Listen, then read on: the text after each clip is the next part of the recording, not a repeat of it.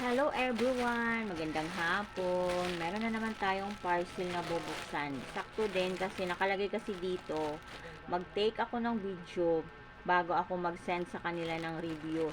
So ngayon, kasi mag-take daw ng video, isasabay ko na sa aking pagbablog.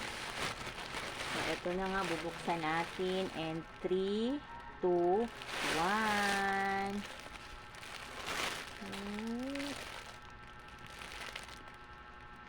Okay, so ito ay isang bedsheet, no, na may kasama na siyang punda.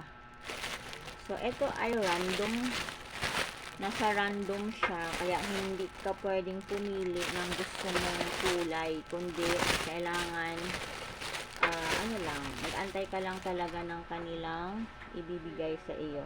So ito na siya guys, mukhang okay naman yung kulay niya. Ayan. Asan tayo dito yung punda? Asan ang punda? Ba't parang walang punda? Wait lang.